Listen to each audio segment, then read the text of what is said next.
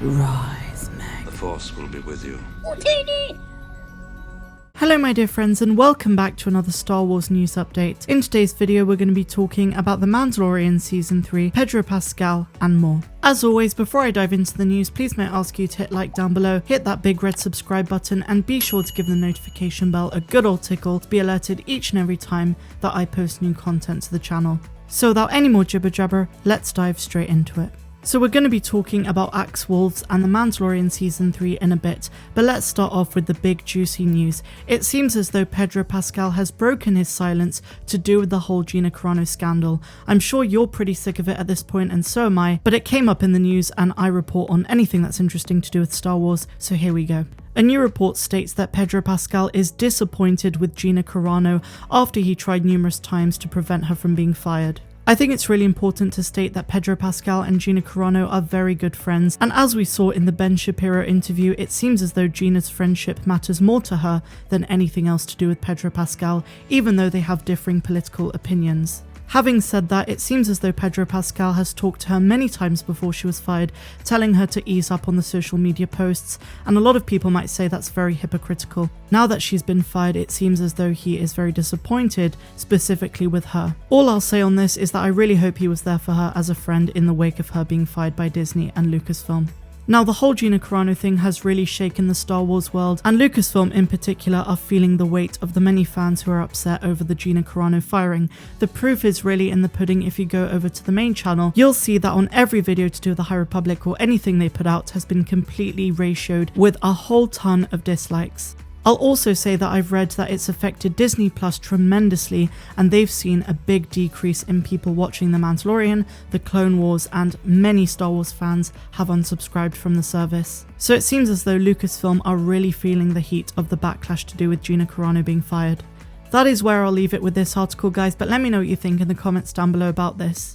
So now we're going to talk specifically about The Mandalorian Season 3. I don't know if you remember, but a few weeks ago I talked about how Katee Sackhoff said that there had to have been a reason why the Mandalorian night owl called Axe Woves was not included in the Season 2 finale, and we should find out that reason in Season 3.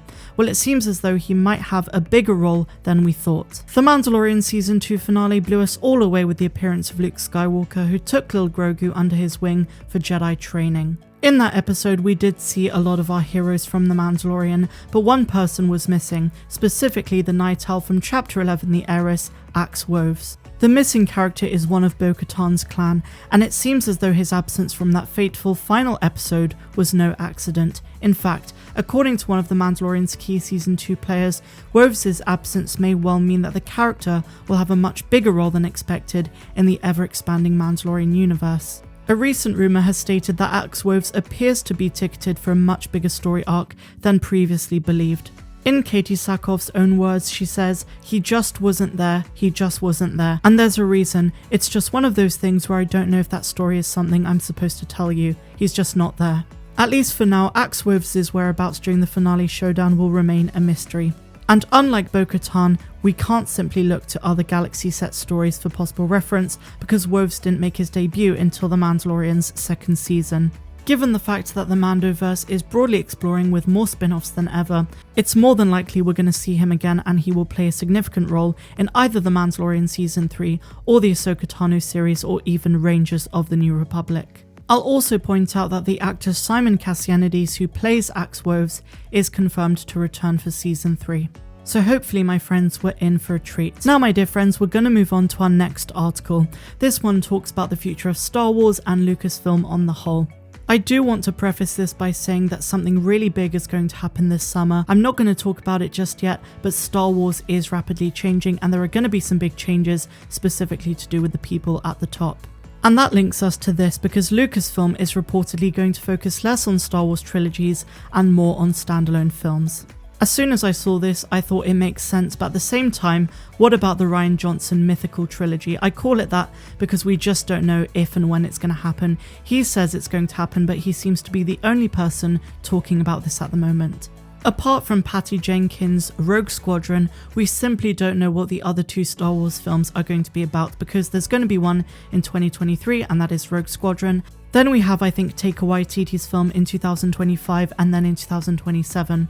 As for Taika Waititi's film, it's been more or less accurately speculated that that film is going to take us all the way back to the Jedi Order, which was the order that came before the Jedi Order. Jedi is but with 2 eyes instead of 1, and it takes place on the ancient planet of Tython. But it seems like the landscape for Star Wars is changing, and we might not see trilogies more prominently in the future. There are a lot of advantages as well as disadvantages to abandoning the whole trilogy thing, but that goes into more cinematic criticism, which is not something which I really want to talk about for the next kind of 10 minutes. But what I will say is, whatever direction it goes in, I really hope the big cinematic releases of Star Wars in the future are going to energize all of us as a fandom. And finally, my friends, we're going to talk briefly about the Obi-Wan Kenobi series, because as you're probably aware, there was a bit of casting news the other day that Indira Varma has been cast for Obi-Wan Kenobi.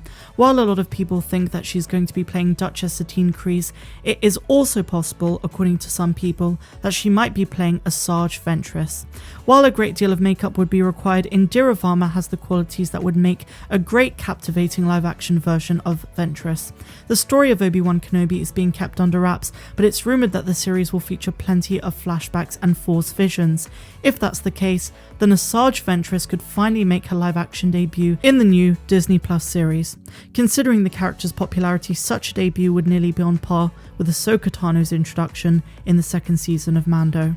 On the whole Asajj Ventress thing, it's worth noting that her story in the Clone Wars was never properly concluded. However, her story did continue in the book Dark Disciple. The Obi-Wan Kenobi series could finally offer her a proper closure.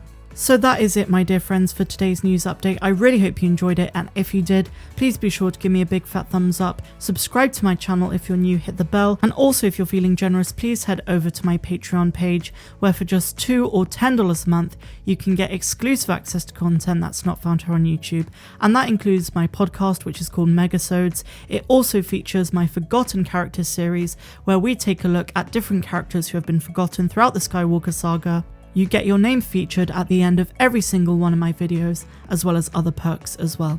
I really hope you enjoyed today's one, and I'm wishing you all a phenomenal rest of the day, no matter where you dwell in the galaxy.